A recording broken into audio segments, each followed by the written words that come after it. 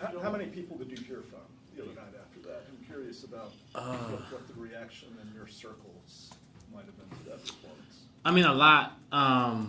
Like, not even just from, like, obviously messages a lot, but then when you have, like, Instagram and, like, TikTok and a bunch of, you get a lot of, like, ads and mentions on Instagram and TikTok. Like, it was too much. I couldn't even go through. But as far as, like, my messages, it was mainly just, like, close friends and family members that congratulated me. It's crazy because I turn my phone off before every game, so as soon as I turned my phone on, it was just like a bunch of notifications going, and I was just scrolling through trying to get back to everybody. As you look back on that, sort of, I don't know, how do you process it? What goes through your mind about that? Mm-hmm. Like, do you remember everything specifically, or Yeah, I mean, kind of black out because you were in the zone kind of thing? yeah, I was talking to Harrison like literally right after the game, and he's like, "How do you feel?" And I'm like, "Normal, fine, I'm good." He's like, "Bro, you just had 42." At the time, like, I don't think it really hit me. Like, I don't think I really noticed like what I've done and what I did, because I was just like in the flow of the game, and looking back on it, I think like it took me like about 2 days to actually understand like what actually happened. I don't think I give myself enough credit sometimes. I think I'm always just hard on myself and feel like I can always do more, but I had to give myself a pat on the back for that just because of how the game was going on and what I did individually. RJ, when Hubert was recruiting you, did he give you, or Roy, when they were recruiting you, did they give you any examples of UNC guards, past or present, that they thought you could be like and emulate, and did you watch those guys on YouTube, like, after talking with them? Yeah, I mean, even before they recruited me, I had an idea and understanding of what UNC was and how they played, because I was, I think I was like a freshman or maybe 8th grade when Marcus was here, so I watched their run and with him and Joel in the backcourt, and when Kobe was here, and Cole, which I knew, who I knew since I was in 8th grade. So I had an understanding of how they played two guards together. And their main message was they didn't tell me I was going to be like Marcus or be like Joe's, more so just be RJ, and I'm going to have the opportunity to play here. Then they said I was going to start. It was more about just we're going to give you the opportunity. You just got to take advantage of that. You said you couldn't go through all the messages and things that are out there. Did you try? Yeah, I did, 100%. Especially with messages, because I don't like to leave people undelivered. So I respond to majority of everyone on messages, but like Instagram DMs, nah. What was the most interesting thing that someone said or reached out or some kind of meme or whatever they made that wasn't someone that's not associated with the program or your family? That's a good question. I had someone send me. So I had someone like it was like one of my friends sent me a picture like when I was like a little kid, and then which was like when I was like 3rd grade. So I had like a little Caesar ball fade, and then this is when I wore goggles, and then wow, goggles. yeah, yeah, I don't know about that. I used to wear goggles back in the day, and then I thought that was funny, and then put like 42 points. That's crazy. You should tweet that out. I still, but I don't want to put myself out there. So if y'all find it, y'all find it. I'm not gonna do it myself. B-Rob had one. Did you see the one B-Rob had? Nah, I didn't see that one. It was, I think it was high school, RJ. Yeah, I saw a lot of the high school ones too. So, but yeah, if y'all find me with the Caesar fade, then that's on y'all. I'm not showing that to y'all. What did Armando say? Who, Armando? You said it what Harrison said. I imagine Armando had something interesting to say about it. He was like, "Bro, you're insane." What's the most points you ever scored in a game? In college or just in like, my whole career? Yeah. I think I have either 41 or 43 in high school. So yeah, but college is like that's elite because it's hard to do that. When did the goggles come off? Right. So I want to say 7th, 8th grade. So like I wore glasses like from like my whole life up until 7th grade, and I was just like I'm not wearing them like glasses anymore. So I literally just stopped wearing them, and then I think like my eyesight just got better a little bit. So I haven't worn them since. Was it a cool factor or was it? Yeah, more like a cool factor. I think I was going to my middle school age, so I was like getting into fashion more. I was just tired of wearing like goggles when I play basketball. So I'm like I'm definitely not wearing these anymore. Do you wear contacts now? No. You don't wear? Cool. Yeah, I'm fine. So I can see. The goggles were corrected? Yeah. The lenses? Yeah. I mean, I have like one of my friends, he's like a big brother to me. He's like, I should bring back the goggles like for senior night. I was like, like it was like the little rec specs. And I was like, there's definitely no way I'm bringing those back. That'd be awesome. Is the rim fuzzy? Or was it? Nah. But if I do bring it back, it will get like foggy, like the rec specs. So I probably, but I mean, it has been a thought like this year if I bring that back. But I don't think anyone will get the reference. But if I did, y'all do now. Did you expect to talk about goggles today? Yeah. Well, he normally has the 3 goggles a lot, so. Yeah. There you go. There you go. RJ, I guess when you're in, I guess, a season or even in a game like you were the other day, you don't recognize things like this, but the 42 put you tied for 10th in UNC, like in the UNC scoring list.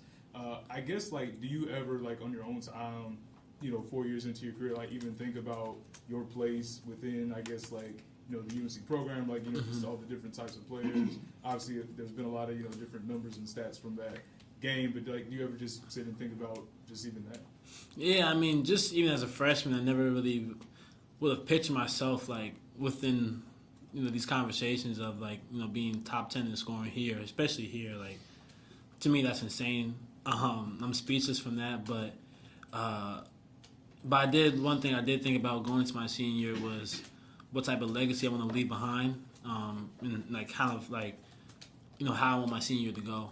And I think I really took control of that in terms of just my mental and just being overly confident and focused in every game and every practice of preparing myself for these moments, preparing myself for these games in order for me to have a great senior year. So, and for me just to be in this conversation amongst the great players that played here, I mean, I'm just grateful and just super fortunate to be in that. And then to follow up on that a little bit, when we had Hubert in here a couple minutes ago, he was saying that what you've done is more the normal route of, going to a school, staying 4 years, developing within those 4 years.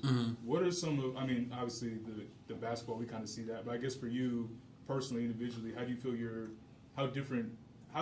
different from, I guess, your first year here all the way until now? Yeah, I mean, I think I'm in all aspects, in all categories, extremely different. And I've loved my journey of how I started and how it's going from freshman year until now.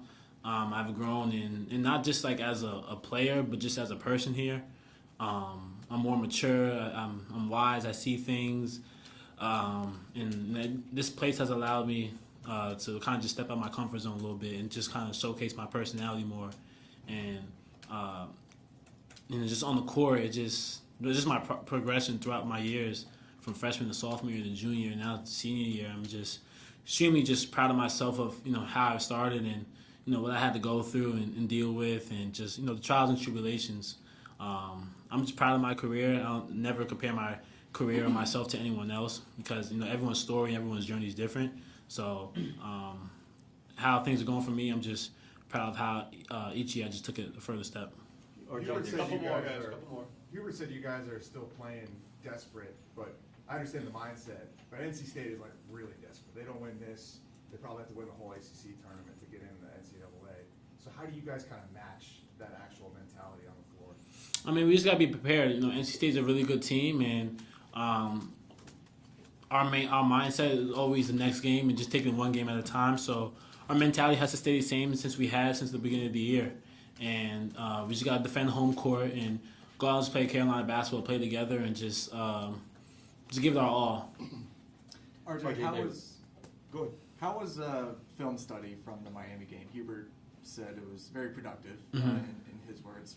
What did you guys go over, and what did you feel like you took away from that? Just to see how the last 4 minutes, how that went. I mean, that was it kind of gave me flashbacks to how Baylor was a little bit.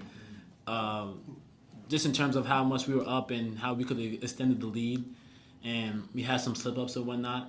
But I think that's something that we could learn from. We put ourselves in a good position that game.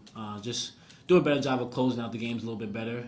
So I think that film study was good for us because it allowed us to grow and allowed us to see where we made mistakes at. So when that happens in March, we don't make those mistakes again. 3 left. Adam, Andrew, and Daniel, please. RJ, there are 2 home games left for the UNC Tar Heels this season, tomorrow and then Tuesday. Are you approaching these 2 home games as if they'll be your last? Because obviously you could come back next year if you want to. Yeah, I haven't really thought about it.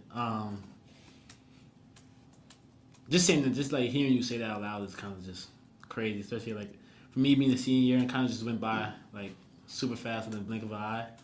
But I'm definitely going to just approach these last 2 home games as it's like, with the same mindset I've had since the start of the season and since the start of freshman year, just to win them and to get my all, and just come out with a win at the result of it. That's all that matters to me. So that's my approach. I'm not thinking about if it's going to be my last 2 home games here at the Tar Heel.